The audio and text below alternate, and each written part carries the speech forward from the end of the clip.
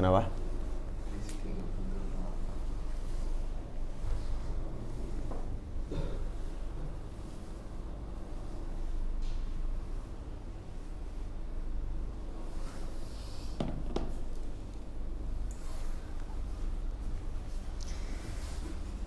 Oke, bismillahirrahmanirrahim. Assalamualaikum warahmatullahi wabarakatuh. Ila hadratin Nabi Mustafa Muhammadin sallallahu alaihi wasallam, ila alihi wa azwajihi wa dhurriyyatihi, wa ila man tabi'ahum bi ihsanin ila yaumiddin, wa ila masyayikhina min ladun Rasulillah sallallahu alaihi wasallam, khususan ila Syekh Ibnu Hajar sanatin muttasilin min syekhi ilaih. Al-Fatihah. A'udzu billahi minasyaitonir rajim. Bismillahirrahmanirrahim. Alhamdulillah Ar-Rahmanir-Rahim Maliki yaumiddin. Iyyaka na'budu wa iyyaka nasta'in. Shiratal mustaqim. Shiratal ladzina ghairil maghdubi 'alaihim waladdallin. Amin. Ya. Alhamdulillah shalli sallim ala Rasulil Karim wa ala alihi washabbihi ajma'in wa ba'da. Kemarin kita sudah membahas mengenai hadis dhaif atau hadis mardud, yang salah satu sebab mardud adalah as-saqtu, yakni terjadi keterputusan. Kemarin kita bahas penyebab atau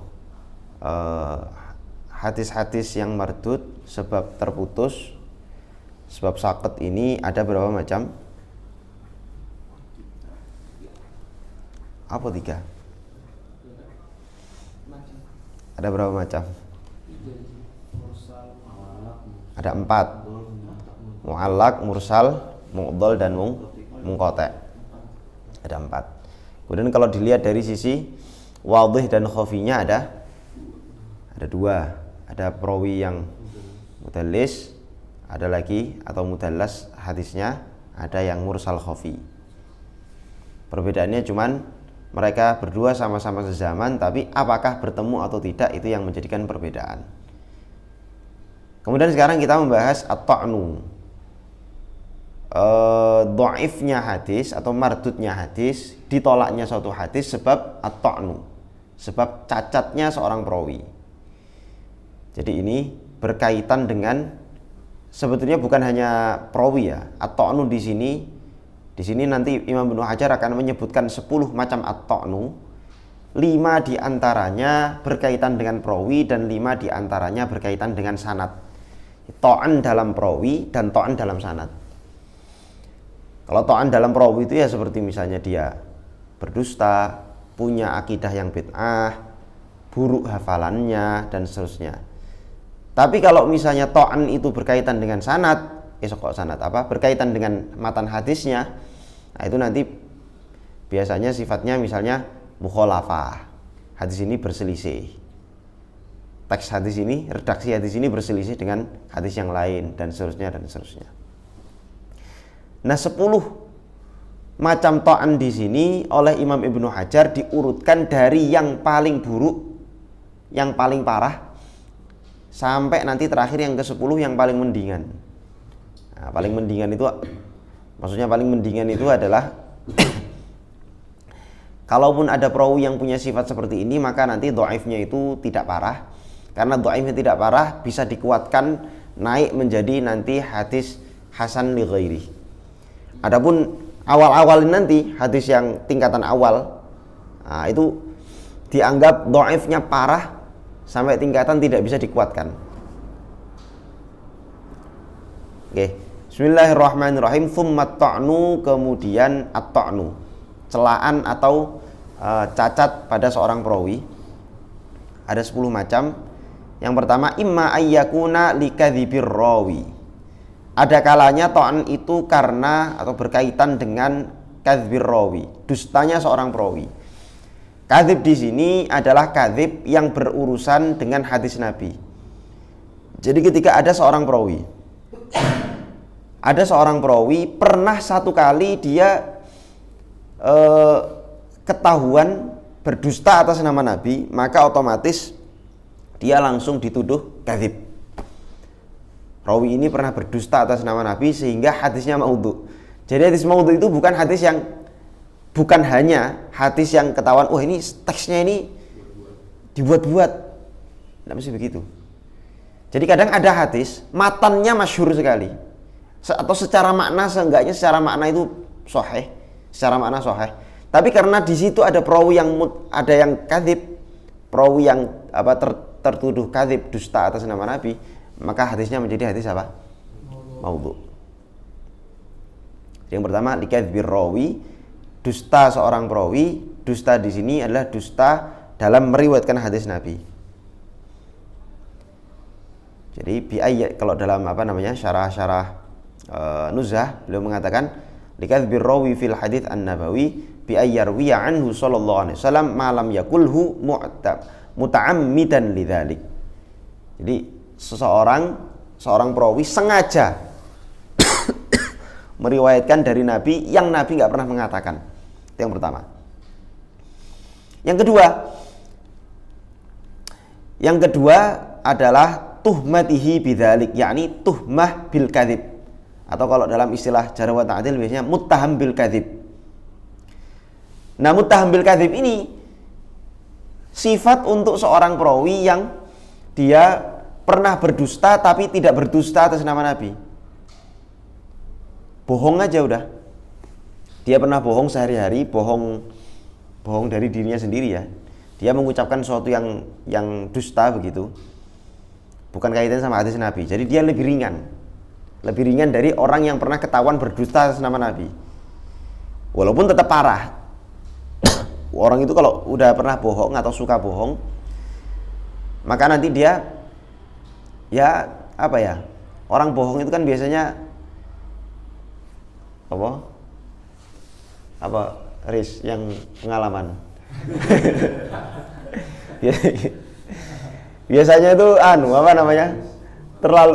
biasanya itu apa istilahnya? Nah, ceplas-ceplos itu loh. Apa itu istilahnya itu? Asbun. Jadi kadang dia sendiri nggak sadar. Saking seringnya bohong sampai akhirnya itu kadang nggak sadar. Bohong aja udah. Lah dikhawatirkan orang yang kayak gini nih ketika meriwayatkan hadis Nabi dia juga dusta. Walaupun dustanya kecil nggak kelihatan, tapi karena dusta ya tetap kita katakan dusta. Kemudian yang ketiga adalah fuhsyi ghalatihi. Seorang perawi yang banyak kelirunya dalam meriwayatkan hadis. Entah itu keliru dalam menyebutkan matan, keliru dalam menyebutkan sanad, intinya dia perawi yang kalau meriwayatkan banyak kelirunya.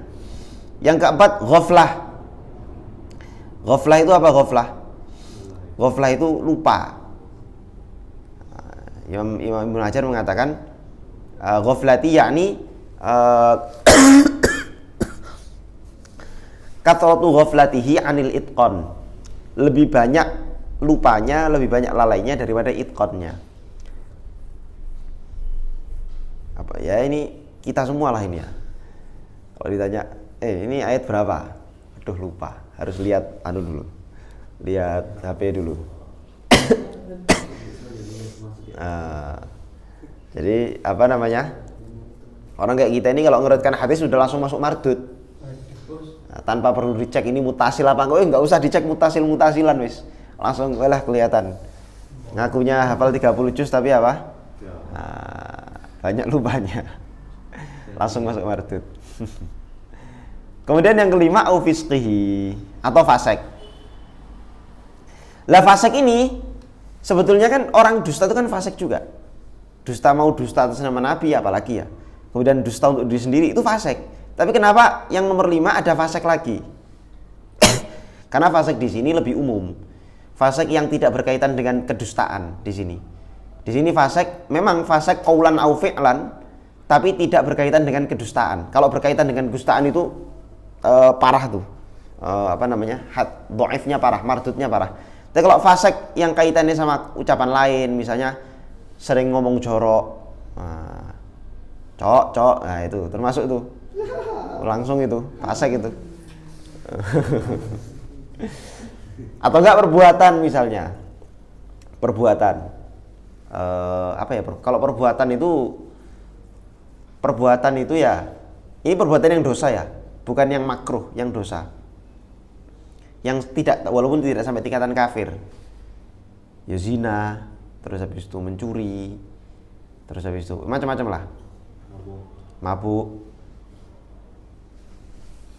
Walaupun fasik-fasik ini nggak berkaitan langsung dengan kedustaan, tapi menurunkan derajat seorang perawi, derajat keadilan seorang perawi, adalatul rawi.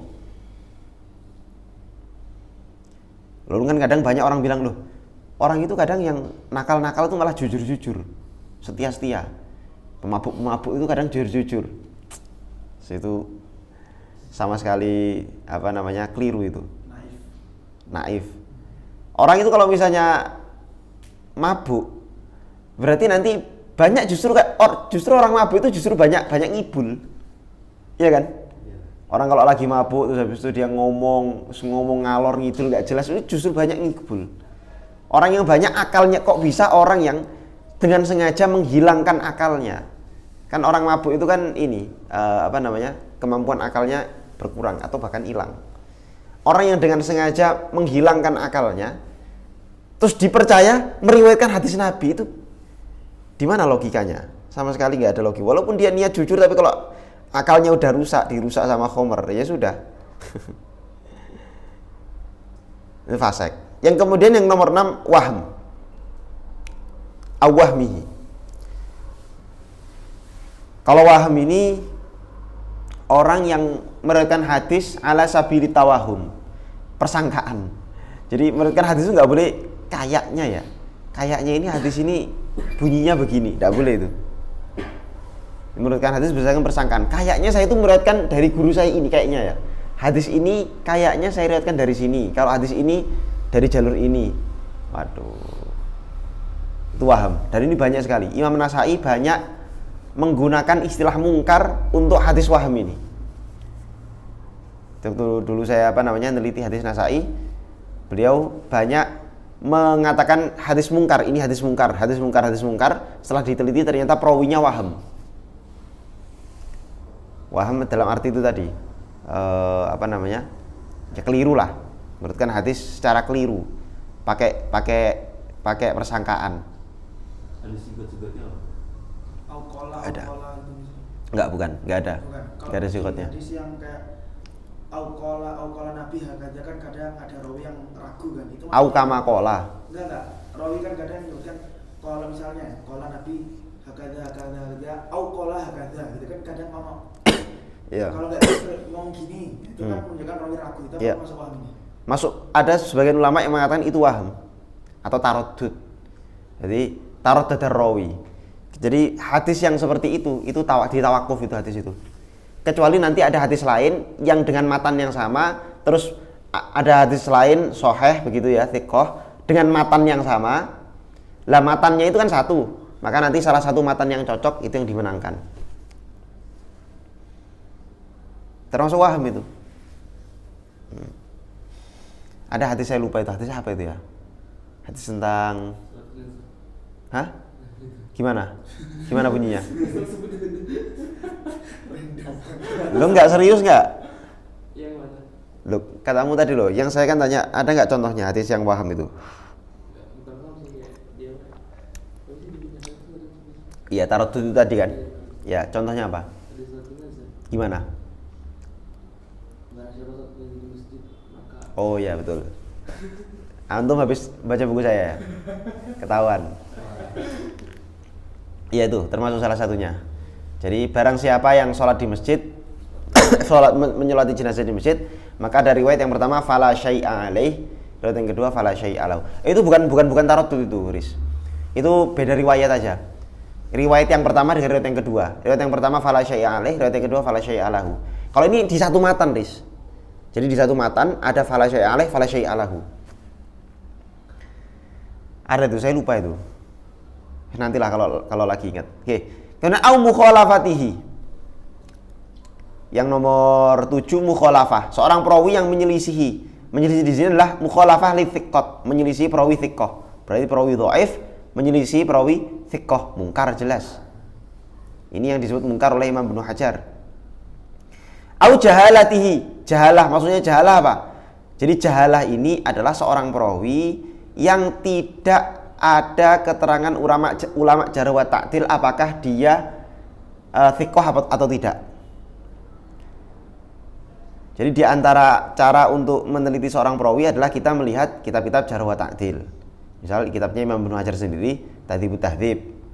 Kita lihat ini perawi ini keadaannya bagaimana, apakah dia thiqah atau tidak thiqah, adil atau tidak adil. Kita lihat, ternyata di kitab-kitab jarh wa ta'dil nggak kita temukan namanya. Nah, ini jahalah ini namanya, perawi majhul. Dan nanti majhul ada dua, ada majhulul ain dan ada majhulul hal atau apa namanya? Majhulul hal itu mastur, nanti akan kita bahas. Intinya jahalah di sini perawi yang tidak ada apa? Jarh atau ta'dilnya, tidak ada keterangan jarh wa ta'dilnya. Yang nomor 9 au bid'atihi. Bid'atihi di sini sudah saya terangkan, sudah pernah beberapa kali saya terangkan, bid'ah di sini adalah seorang perawi yang punya keyakinan bid'ah, punya akidah bid'ah. Bid'ah ini kaitannya sama akidah. Misalnya kayak Mu'tazilah, Mujassimah, kemudian Syiah, kemudian Jabariyah, Qadariyah, dan seterusnya. Ini adalah akidah-akidah bid'ah yang kalau seorang perawi punya akidah semacam ini, maka dia otomatis apa? Mardud hadisnya. Tapi mardudnya itu masih tingkatan sangat-sangat mending dibanding dengan kadzib. Bid'ah nomor berapa? Nomor 9 bid'ah. Jadi lebih mending dibanding kadzib, dibanding fasik.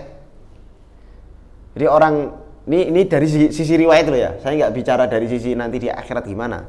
Itu urusan lain. Dari sisi diterima atau tidaknya riwayat, perawi yang Syiah itu lebih mending daripada Ahlus Sunnah yang fasik. Kalau walaupun ente Ahlus Sunnah, tapi kalau fasik itu lebih parah hadisnya kalau ente mengatakan hadis dibandingkan perawi Syiah yang soleh. Ini saya bicara dari sisi riwayat. Yang terakhir su'i hifdzihi, hafalannya buruk. Hafalan buruk ini tingkatan paling mending dari seorang perawi, jarh seorang perawi. Jeleknya hafalan. Jeleknya hafalan itu bedanya sama yang tadi apa? Kalau yang tadi kan fuhsyi ghalatihi, keliru, banyak keliru, atau ghaflah. Keliru dengan ghaflah itu beda dengan buruknya hafalan. Kalau ghaflah itu kelirunya itu sampai tingkatan dia punya catatan pun catatannya itu keliru. Paham nggak? Jadi ada orang hadir di satu majelis begitu, nyatat dari gurunya, catat. Setelah dibandingkan ternyata kelirunya di dalam tulisan banyak. Jadi ketika dia didikte sama gurunya begitu, didikte ini padahal didikte, dia nulis banyak kelirunya.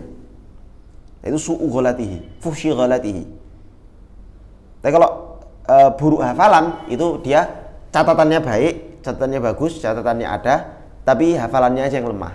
Sehingga kalau misalnya dia meriwayatkan pakai hafalan, lah itu lemah.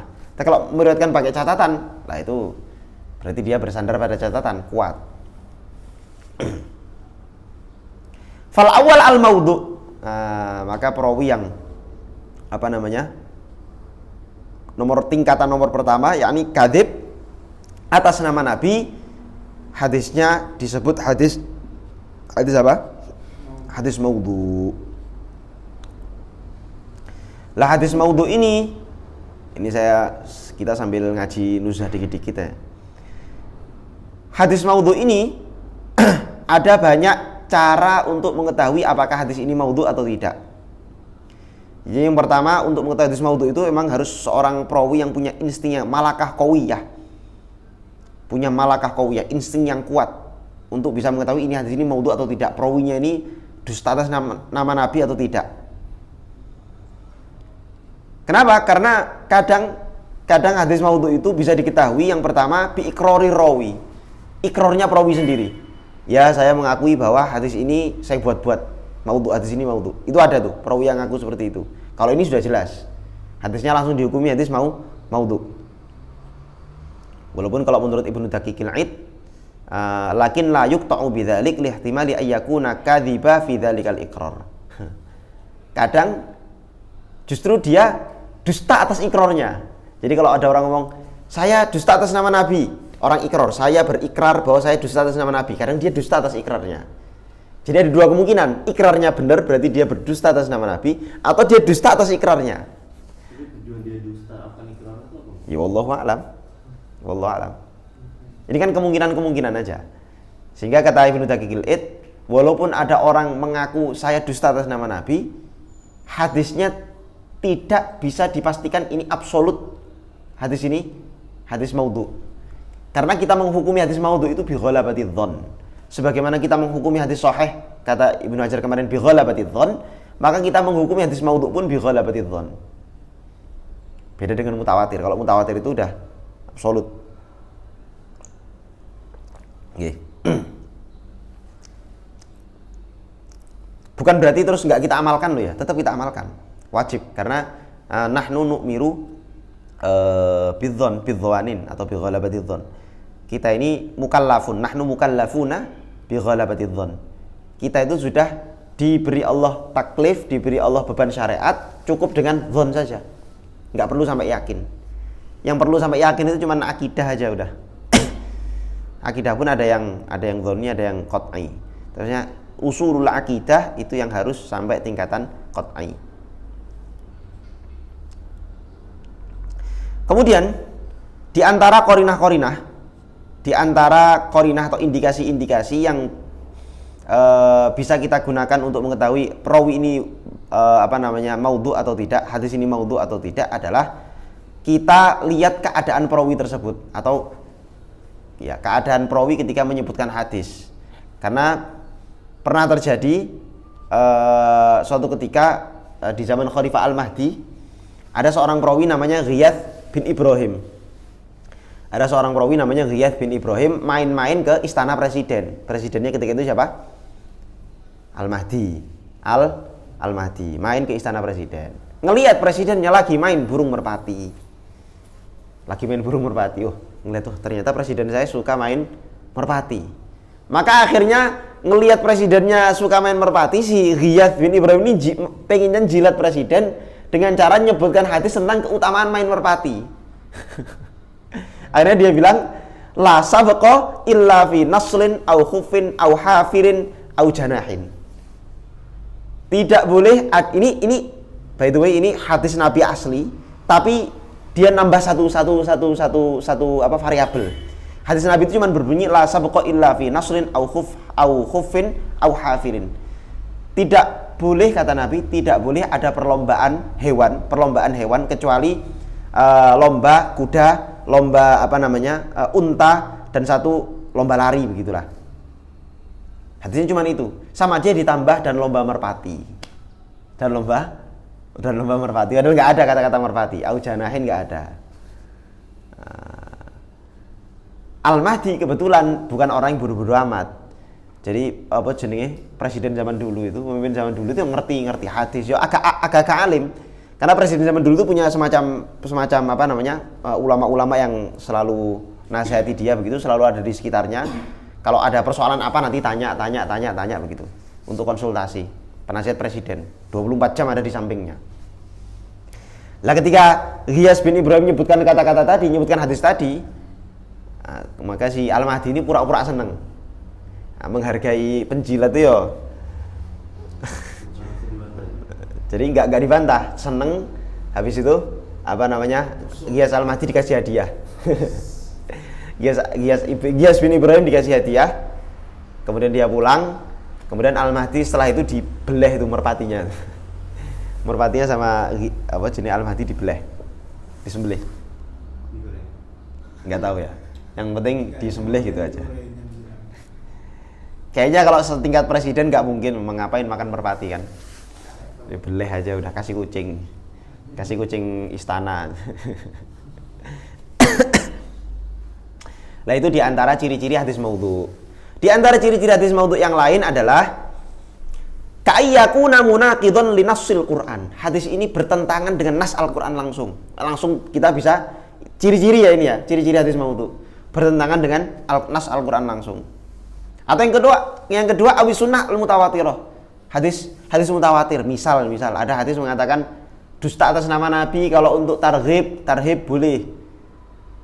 Misalnya, ada hadis Nabi mengatakan apa? Barang siapa yang berdusta atas nama Nabi untuk kepentingan motivasi atau kepentingan mengancam orang supaya orang ini tidak maksiat, maka hukumnya boleh. Maka hadis ini bisa dipastikan dusta.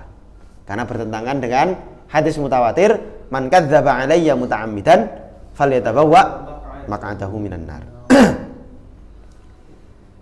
Awil ijma' al-qat'i, atau bertentangan dengan ijma' yang qat'i, yang pasti. Contoh ijma' qat'i itu apa? Contoh ijma' qat'i itu adalah misalnya nikah mut'ah itu ijma' para ulama haram. Nikah mut'ah itu nikah apa? Kawin kontrak. Tiba-tiba ada hadis dari orang Syiah mengatakan barang siapa yang nikah mut'ah maka mendapatkan pahala sekian. Barang siapa yang nikah mut'ah 2 kali maka dijamin surga. Pahalanya lebih tinggi dari Sayyidina. Ada itu, serius ada. Sayyidina Hasan. Sayyidina gitu-gitu. Wah, kacau. Enak kan? Loh, amalannya enak, pahalanya besar. Tapi giliran ditanya, boleh nggak saya nikah mut'ah sama anakmu, Khomeini misalnya. Khomeini ditanya begitu, marah dia. Katanya nikah mut'ah pahalanya besar. Berarti kalau misalnya kan saya pengen cari pahala besar. Nah, harusnya sama anakmu pahalanya lebih besar. Anaknya imam langsung. Anaknya imam 12. Dan kan apa namanya? Apa jenis? Ada kaidahnya itu ya. Apa itu kaidahnya itu? Kaidah bahwa kita tidak boleh nanggung atau tidak boleh ikram di dalam amal ini kaidah. Gimana itu? Kalau urusan amal itu kita nggak boleh mempersilahkan orang lain. Kita harus duluan. Nah, kaidah fikih, qawaid fikih.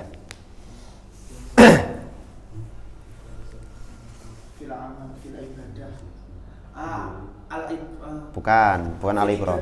Iya. Lupa saya. Itulah pokoknya.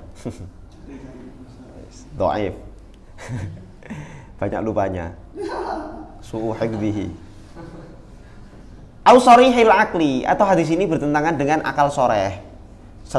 Ada hadis Nabi mengatakan, wahai manusia, 1 tambah 1 sama dengan 20. Ini bertentangan dengan akal soreh.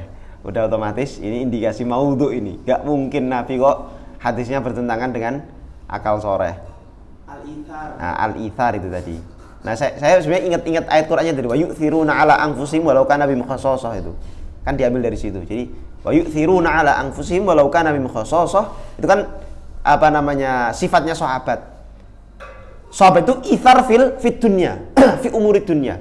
Kalau urusan dunia mereka saling ngalah satu sama lain. Tapi kalau urusan akhirat, wah, nomor 1. Jadi nggak boleh itu, nggak ada tuh sahabat misalnya ada soft depan kosong terus, ayo monggo diisi, silakan, nggak ada, langsung maju. Misalnya jihad, ayo monggo kalian dulu, langsung maju. Kalau urusan ibadah itu, kalau urusan akhirat.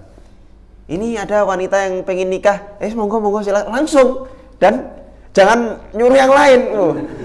Ibadah itu. Nggak boleh ada misalnya ya itulah ya. Ada orang lagi ada akhwat nyari pasangan. Ini jangan mempersilahkan orang lain, jangan nawarkan ke orang lain. Loh, lah itu justru itu ithar itu namanya. Harusnya antum dulu langsung, jangan nyari orang gagu loh. Begitu. Kemudian haitsu la yaqbalu syai'un min dzalika ta'wil. Sekiranya hadis-hadis yang bertentangan dengan akal tadi tidak bisa ditakwil.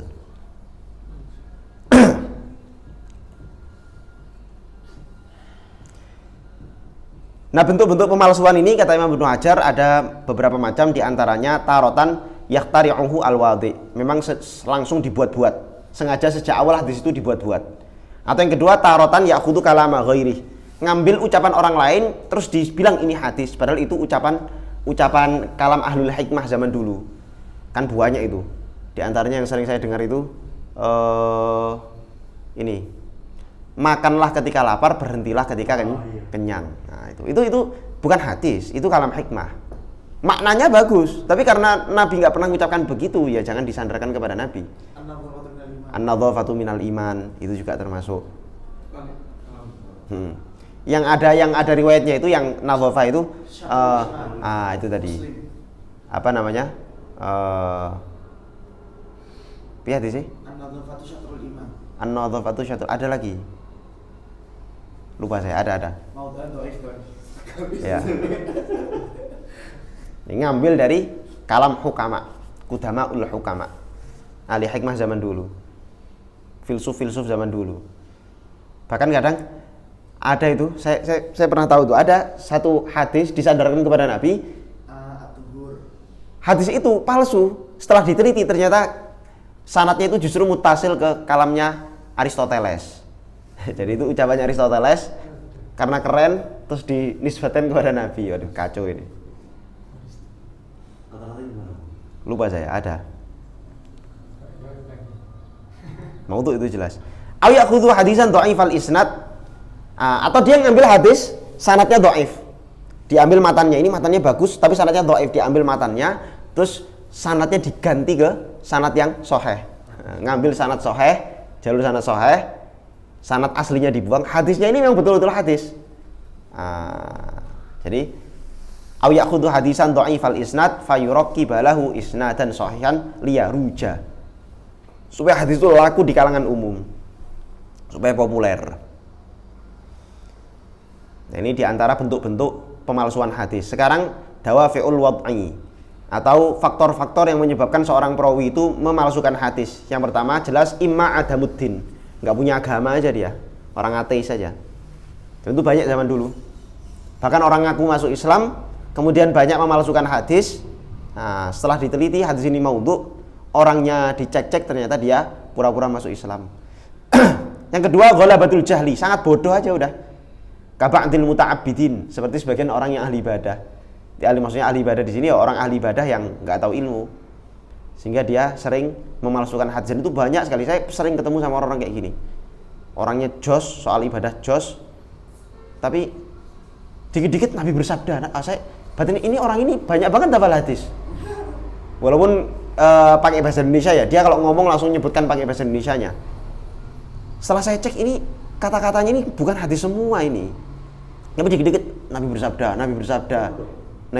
Kenapa? Ya jelas maudhu. Kenapa? Ghalabatul jahl aja, karena dia bodoh aja. Au fartil asabiyah, lah ini orang Syiah. Dia orang yang terlalu fanatik buta terhadap mazhabnya.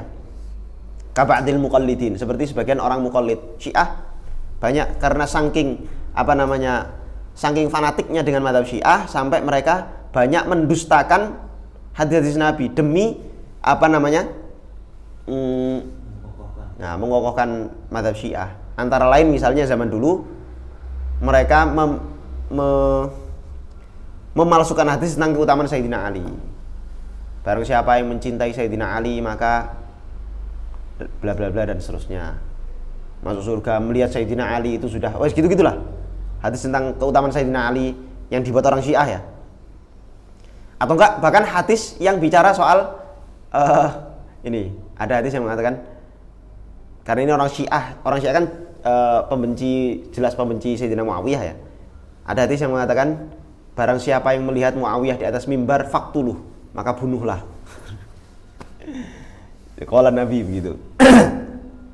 Ini jelas hadis-hadis yang dibuat karena fanatik buta terhadap mazhab tertentu. Awit tibai hawa ba'dir ru'asa. Ini juga banyak apalagi zaman sekarang ya. Mengikuti nafsunya menjadi penjilat. Ittibai hawa ba'dir ru'asa, menjadi penjilatnya para pemimpin. Karena pengen dicintai sama presiden maka mereka ngarang-ngarang hadis palsu. Yang terakhir al-ighrabu liqasdil ishtihar. Memang sengaja ighrab, membuat hadis ini kok gharib ya, ini saya baru dengar nih, keren banget nih hadisnya.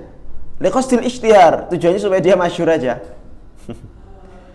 Itu diantara faktor orang membuat hadis palsu. Hukumnya apa? Jelas haram, ijma', termasuk min kabair. Yang sengaja loh ya, yang sengaja. Beda kalau orang nggak sengaja.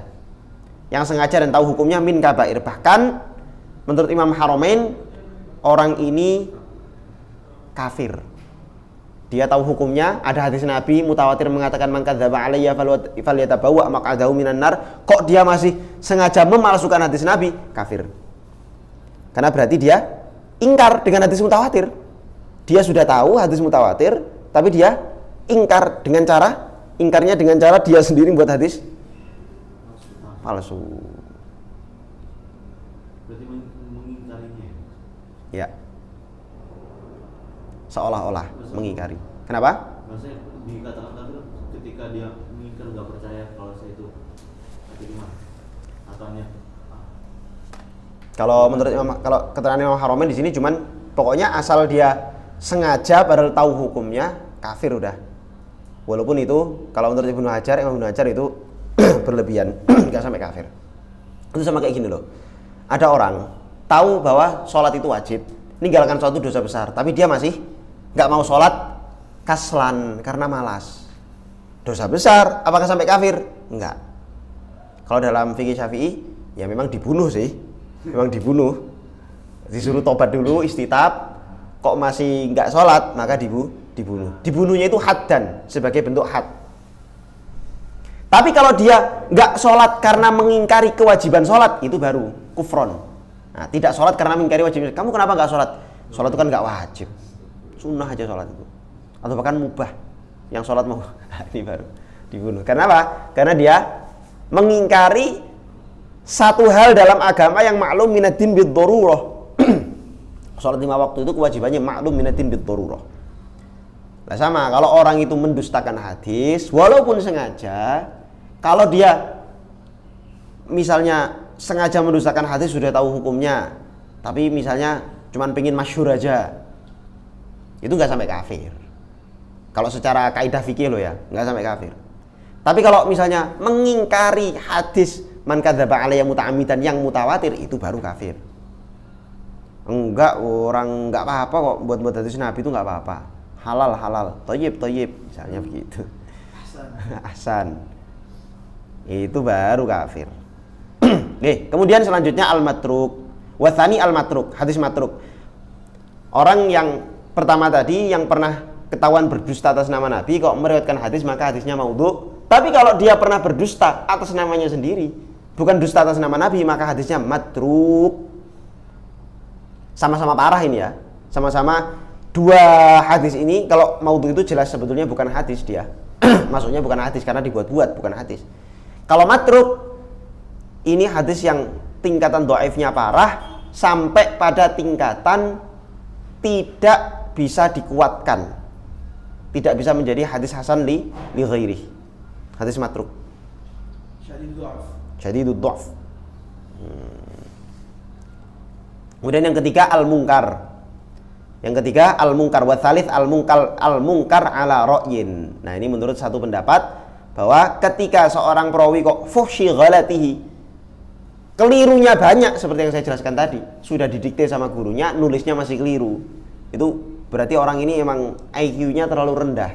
Enggak cocok meriwayatkan hadis. Sebagian ulama mengistilahkan perawi yang seperti ini perawi yang mungkar. Sehingga hadisnya hadis mungkar. Kelirunya parah. Kelirunya apa? Parah. Misalnya barang siapa yang beriman kepada Allah dan Rasulnya maka dia masuk neraka. Lah ini keliru, jelas keliru parah ini. Orang yang hafalnya buruk pun gak akan ngomong kayak gini. Lu ya serius. Barang siapa yang sholat 2 rakaat ketika duha maka dia akan dimasukkan ke dalam neraka jahim misalnya. Wah ini jelas kelirunya parah. Dan Khalidan fiha abada. Terus tiba-tiba terakhirnya radhiyallahu anhum wa radu an. Lu. Kamu gak ada Quran. Lu ada yang kayak gitu serius ada. Ada orang karena ya itu tadi hafalan Qurannya apa? Banyak kelirunya, akhirnya apa? Orang yang masuk neraka terus disifati apa? Terus radhiyallahu anhum wa radu an. Allah ridho kepada mereka. Ya Allah. Nah, itu mungkar itu. Menurut ulama yang mengistilahkan perawi tersebut sebagai perawi mungkar. Oh, saya menurut Ibnu Hajar itu kan yang menelisih ulama menelisih hadis yang lebih Dari dia. Dari doif ke sahih kan? Kok? Ya. Tidak sikoh. Mungkar perawi yang tidak thikoh atau yang dhaif menyelisih perawi yang thikoh. Itu mungkar. Maka di sini beliau mengatakan ala ra'yin, yakni ala ra'yi man la yashtaritu fil munkar qaidal mukhalafah. Menurut pendapat orang yang tidak mensyaratkan bahwa di dalam hadis mungkar itu tidak perlu ada persyaratan mukhalafah. Enggak harus ada mukhalafatut dhaif li thikoh, enggak harus. Imam Nasai. Imam Nasai banyak pakai istilah mungkar. Enggak, ini maksudnya ra'yi ini ra'yul Imam Nasai. Yo siapapun. Siapapun. Kalau Beliau ra'yul Imam Nasai dalam yang nomor 3 apa ghaflah sih? Ghaflah kan? ghaflah, waham, mungkar, waham. Banyak Imam Nasai itu punya istilah mungkar sendiri beliau. Imam Nasai, Imam Abu Dawud itu istilah mungkarnya mirip-mirip. Ya ada perbedaan, mirip-mirip. Tapi istilah mungkar beliau tidak sama seperti istilah mungkar yang disebutkan oleh ulama mutaakhirin antara lain Ibnu Hajar di sini. Beda. Wa kadzar rabi' wal khamis. Begitu juga yang keempat dan yang kelima. Lah ini juga masuk mungkar nih hadisnya nih. Apa? Yang keempat yang kelima? Ghaflatihi fuhsyi ghaflatihi au fisqihi. Jadi perawi yang banyak ghaflahnya dan banyak faseknya atau fasek, maka hadisnya disebut hadis mungkar. Lagi-lagi ini menurut ulama yang tidak mensyaratkan hadis mungkar itu harus mukhalafah. Yang keenam al-wahmu. Yang keenam al-wahmu. Apa itu waham? Nah ini dia. Ini waham ini penjelasannya sangat panjang sekali. Saya ringkaskan aja, tapi ala kulli hal waham ini adalah jadi perawi banyak menggunakan persangkaannya dalam menyebutkan hadis. Misalnya di sini Imam Ibnu Hajar ngasih contoh mithaluhu, misalnya adalah min wasli mursalin au munqatiin. Ada hadis mursal, hadis munqati dibuat muttasil. Hadis ini mursal sebetulnya, sudah jelas mursal, tapi ada perawi yang menyebutkan hadis ini muttasil. Kayaknya ini muttasil ini. Itu waham tuh. Atau idkhalu hadisin fi hadisin. Ada dua hadis riwayatnya berbeda. Sama dia digabung jadi satu. Jadi satu riwayat. Walaupun secara lafaz memang nyambung misalnya. Terus digabung. Padahal hadisnya dua hadis dengan dua sanad yang berbeda, sama dia digabung jadi satu. Nah, ini termasuk apa? Waham.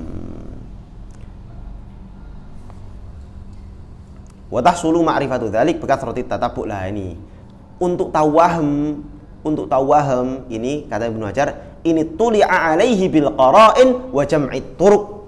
Waham itu bisa diketahui kalau orang itu ini tuli'a, ini tola'a alaih, kalau dia itu tahu bil qara'in, tahu qarinah-qarinahnya. Qarinah-qarinah waham itu apa? Wa jam'it turuq, mengumpulkan sekian jalur riwayat hadis, dikumpulkan jadi satu, semua dikumpulkan. Hadis yang berkaitan dikumpulkan semuanya. Kalau dia sudah tahu itu ada waham, maka nanti pengetahuannya tentang waham disebut mu'allal. Jadi fahadha huwal mu'allal, fal mu'allal yakni cara untuk mengetahui waham itu termasuk metode untuk mengetahui illah. Dan ini paling susah. Mu'allal itu suatu metode. Bukan. Mu'allal itu adalah hadis yang secara zahir itu sahih. Definisi hadis mu'allal lo ya. Hadis yang secara zahir itu sahih, secara sanad bagus, matanya juga aman-aman aja, tapi ada satu cacat di hadis itu yang hanya bisa diketahui kalau orang itu punya khibrah. Punya spesialisasi betul dalam hadis, tahu banyak riwayat, tahu ini, tahu macam-macam lah. Di antara ilahnya itu misalnya dalam segi sanad ya. Ini tadi min wasli mursalin. Tahu bahwa ini hadis ini mursal. Lah tahu hadis mursal dari mana dia? Kan dia memang betul-betul menguasai banyak sanad. Atau hadis ini dia tahu ini sebenarnya munqati ini hadisnya. Lah taunya dari mana coba? Secara zahir padahal hadis itu aman-aman aja. Terus dia kok tahu ini munqati dari mana? Nah itu kan khibrah atau jam'ut turuq, tatabu'ut turuq itu tadi. Sehingga dia sampai pada kesimpulan, wah ini ada ilahnya nih hadis. Susah ini, susah. Bahkan di sini beliau mengatakan mu'allal di sini, hadis mu'allal itu la yaqumu bihi illa man razaqahullahu ta'ala fahman thaqiban. Kecuali orang yang memang dikasih rezeki sama Allah. Wa hifdhan wasi'an, hafalan yang luas, wa ma'rifatan tammatan bi maratibir ruwah, pengetahuan yang sempurna tentang martabat-martabat perawi. Martabah itu maksudnya tingkatan-tingkatan perawi. Wa malakatan qawiyatan bil asanid, punya malakah insting yang tajam bil asanid dengan sanad-sanad wal mutun dan matan. Beliau mengatakan wa lihadza lam yatakallam fihi illal qalil. Oleh karenanya sedikit sekali ulama yang komentar soal illah, dikit banget. Illa min ahli hadzasyan, kecuali yang perawi yang ahli di bidangnya. Seperti siapa? Ali bin al-Madini. Ini gurunya Imam Bukhari, Ali bin Madini. Wa Ahmad bin Hanbal, jelas Imam Ahmad bin Hanbal. Wal Bukhari, Imam Bukhari. Wa Ya'qub bin Syaibah, Abi Hatim, Abi Zur'ah, wa Daruqutni. Ini ulama-ulama besar yang punya kapasitas untuk bicara soal illah. Dan kadang mereka ini, orang-orang hebat ini, ketika mengatakan hadis ini ada ilahnya adalah ABCD. Mereka kadang nyebutkan alasannya, kadang tidak nyebutkan alasannya. Insting aja pokoknya. Ya udah, hadis ini ada ilahnya. Apa alasannya? Pokoknya ada ilahnya. Saya susah nyebut, nggak bisa. Insting saya mengatakan ini ada ilahnya. Nah, kata Imam Ibnu Hajar di sini beliau mengatakan waqad taksunu ibaratul mu'allal an iqamatil hujjah ala da'wahu kasayrafi fi naqdid dinari wa dirham. Jadi seperti seorang ahli emas perak. Kalau ditanya ini emas perak asli apa bukan? Dia lihat, palsu ini. Tahu dari mana? Ya pokoknya palsu. Lu gak jelaskan palsunya dari mana? Susah, nggak bisa. Susah kan? Nggak bisa ini palsu. Teman saya ada tahu dia jualan emas, dia tahu nanti kalau saya ini berapa kapasitasnya gini. Gitu. Gimana ya? Emang gitu mau kapasitas segini udah kelihatan kalau sama sering lihat emas tuh. Jadi dia langsung melihat itu langsung tahu, alah ini udah palsu ini. Sama hadis Nabi pun demikian. Bahkan zaman dulu itu ada ulama soleh banget, nggak bisa bahasa Arab. Tapi beliau tahu ini hadis Nabi atau bukan hadis Nabi. Dengan cara apa? Dengan cara dhauknya. Jadi dia punya dhauk hadithun Nabi. Dia bilang kalau orang itu mengucapkan hadis Nabi itu nanti keluar dari mulutnya nur, cahaya. Saya lupa namanya itu. Dia tahu, ini hadis Nabi. Tapi bukan hadis Nabi ini. Wah ini Quran kalau ini. Kenapa? Karena nurnya berbeda misalnya. Wah ini ucapanmu sendiri ini jelas ini. Karanganmu sendiri kalau ini. Misalnya begitu. Karena yang keluar kegelapan. Yang keluar kegelapan. Oke, kemudian al-mukhalafah. Yang nomor berapa? Nomor berapa nih mukhalafah nih berarti? 5, 6, 7. Nomor 7, tsummal mukhalafah. Kemudian hadis mukhalafah. Lah kalau mukhalafah ini berkaitan dengan matan, mukhalafah ini. Lah mukhalafah ini ada berapa macam? Imam Bukhari menyebutkan mukhalafah ini ada satu mudrajul isnad, mudrajul matan, sama satu ini mudraj, hadis mudraj. Kemudian maklub, kemudian al-mazid fi muttasilil asanid, kemudian muttarib, kemudian musahhaf, muharraf. Ada 6 macam. Mukhalafah ada 6 macam. Mukhalafah yang menyebabkan satu hadis itu dhaif ada 6 macam. Saya jelaskan secara ringkas saja. Yang pertama, ingkanat bitaghyiri siyaq. Kalau mukhalafah itu terjadi dengan model berubahnya siyak hadis. Berubahnya apa? Bentuk hadis, pengucapan hadis, pelafalan hadis, maka disebut famudrajul isnad. Apa? Mudrajul isnad. Mudrajul isnad itu apa? Ada banyak macamnya sebenarnya mudrajul isnad itu. Contoh misalnya satu, Ibnu Hajar mengatakan ayyarwiya jama'atun al-haditsa bi asanid mukhtalifah. Ada sekelompok perawi begitu meriwayatkan hadis dengan banyak sanad. Fayarwihi annum rawin fayajma'ul kulla ala isnadin wahidin min tilkal asanid. Terus tiba-tiba datang seorang perawi, ya kan? Ini ada satu matan nih, ada satu matan, dia dapat dari banyak gurunya. Guru ini, riwayatnya dari banyak jalurnya dari banyak. Terus dia meriwayatkan satu hadis itu disebutkan dengan satu matan aja, lewat satu jalur aja, padahal jalurnya ada banyak. Nah, dia sebutkan cuma satu. Wala yubayyin al-ikhtilaf, dia nggak jelaskan ini riwayat ini sebetulnya sanadnya ada banyak, nggak dijelaskan sama dia. Dia, ini hadis ini jalurnya ini, udah titik. Ini jalurnya ini, padahal artinya jalurnya ada banyak. Ada yang jalur dhaif, ada yang jalur hasan, ada yang jalur sahih. Yang disebutkan barangkali cuma yang sahih aja, yang dhaif nggak disebutkan misalnya. Nah itu nanti masuknya mudraj juga. Mudraj dalam matan.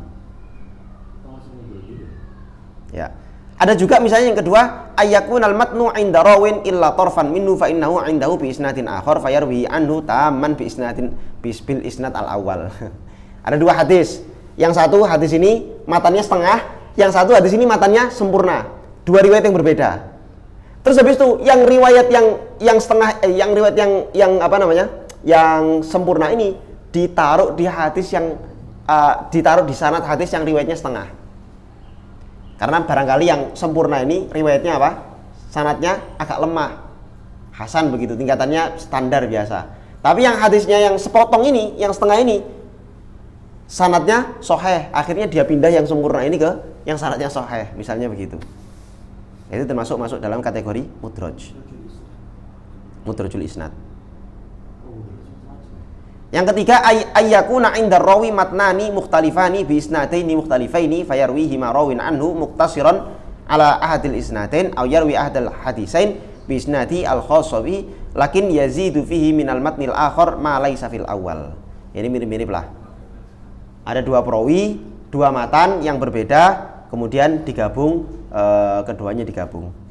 Itu masuknya mudrajul isnad. Kemudian au bidamji mauqufin bimarfu'in, memasukkan hadis mauquf, menggabungkan hadis mauquf ke dalam hadis marfu. Ini namanya famudrajul matni. Disebut hadis apa? Mudraj matan. Apa itu mudraj matan? Mudraj matan itu adalah memasukkan hadis dengan satu kata-kata yang tidak termasuk hadis tersebut. Jadi ada kalanya kata-kata itu kata-katanya sahabat tapi dimasukkan ke dalam hadis itu. Banyak contohnya. Misalnya kayak dulu saya pernah yang Baikuni itu saya pernah terangkan itu. Saya kasih contoh juga itu. Gimana itu contohnya? Jadi ada hadis disebutkan secara sempurna, ada kata-kata ada yang di situ ada ungkapan sahabatnya. Tapi dimasukkan ke dalam matan hadis seolah-olah itu sabda Nabi.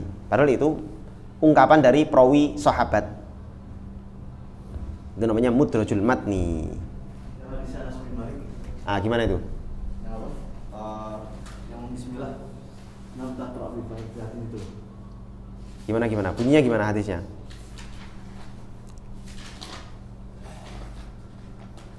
Itu di pembahasan hadis apa? Iya, itu mudraj. Itu penafsiran sahabat atau? Nah, kadang penafsiran sahabat, kadang bahkan penafsiran perawi sendiri. Jadi perawinya lagi nyampaikan hadis, terus dia masukkan kata-katanya. Maksudnya hadis, maksudnya kalimat ini adalah ini.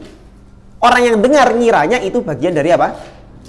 Hadis. Padahal itu tafsirannya sendiri. Dan dia nggak jelaskan. Ini kata-kata saya. Dia nggak jelaskan begitu. Nah, itu namanya mudrajul matni. Yang itu yang kata saya sholat di belakang khalifah ini. Walam yaqra' bi fatihatil kitab. Enggak. Bismillah. Bi fatihatil kitab atau bi bismillah? Bismillah. Bismillah. Fatihatul kitab. Kayaknya gini, saya lupa ya. Ini jadi waham ini nanti.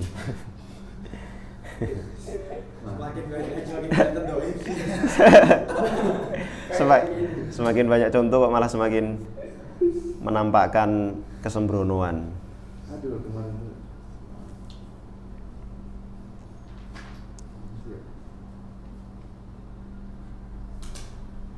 Itu nanti. Ya gitulah ya. Nanti kalau misalnya ketemu kita sebutkan, nggih. Kemudian au bitakdimin au takhirin, atau dengan takdim takhir, yang harusnya di akhir didulukan, yang didulukan diakhirkan. Itu disebut hadis maklub. Nah, kalau contoh hadis maklub ini mudah. Contoh hadis maklub itu misalnya Nabi bersabda ini dia. Nabi bersabda, rajulun tasaddaqa bi shadaqatin akhfaha hatta la ta'lam yaminuhu ma tunfiku shimaluhu. Ma tunfiku shimaluhu. Jadi ya.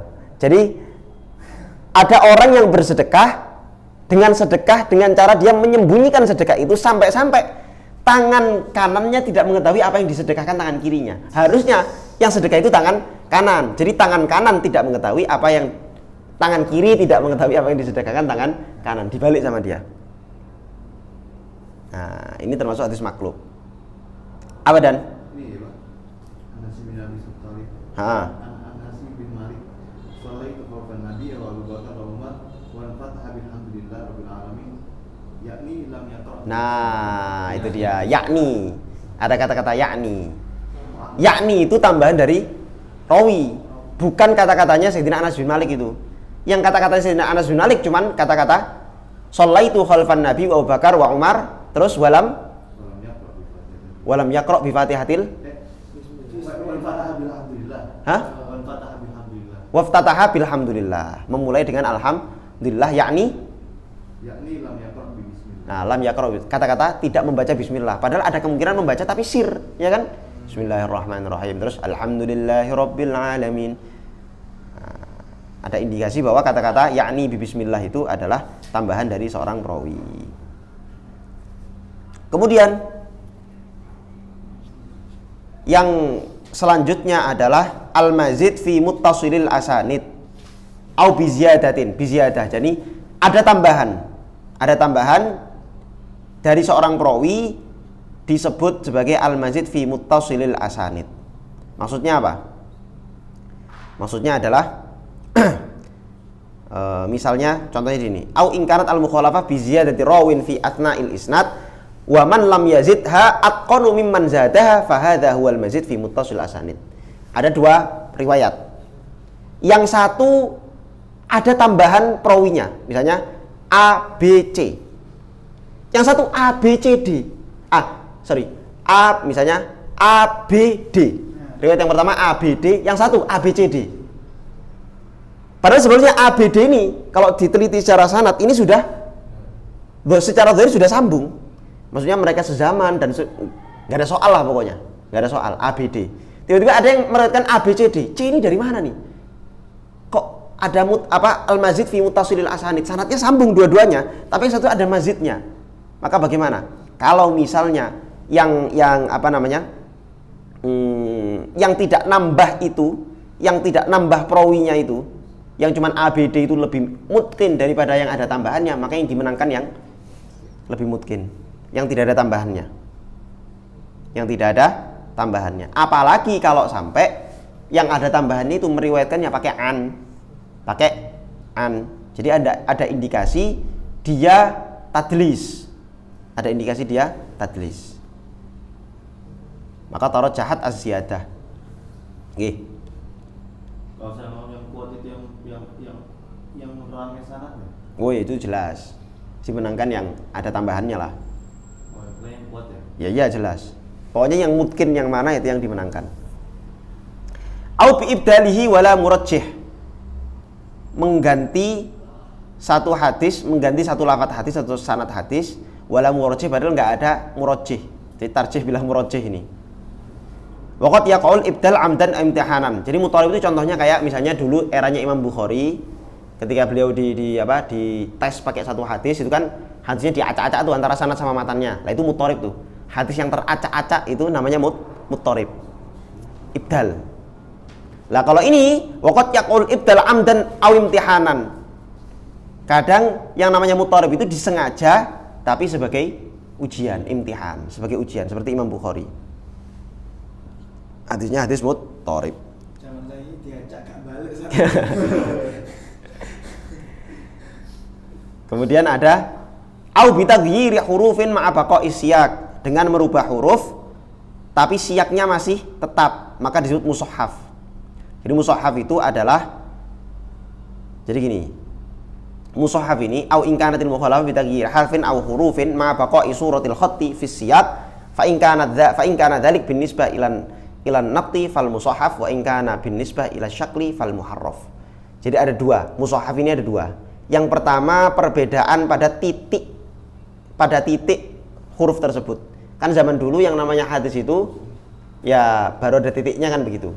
Baru di titik eranya siapa? Eranya ya setelah eranya Umayyah lah pokoknya. Bani Umayyah. Awal-awal dulu nggak ada titiknya. Maka ada perawi yang mentitiki tak, titiknya satu menjadi nun. Nah ini namanya mushaf. Tapi kalau perubahannya itu dalam harokat misalnya, itu namanya muharraf. Mushaf itu apa? Perubahan pada titik huruf. Kalau muharraf itu perubahan pada harokat. Malah muharraf yang pada harokat. Ya. Bukan pada huruf. Enggak. Wa in kana bin nisbah ila syakl fal muharraf. Ya. Perubahannya pada syakl yakni harokat disebut muharraf. Nggih. Semua dinamakan mukhalafah. Mukhalafah itu. Itu semua masuk mukhalafah semua nih. Maklub, Ya, mudraj. dan terusnya. Ya, al-mazid, muttasil asanid, muttarib, musahhaf, muharraf. Ini namanya hadis apa? Mukhalafah. Iki jelasno sing nomor piro? Unsur dhaif nomor berapa? Sebentar. Pause dulu. Assalamualaikum.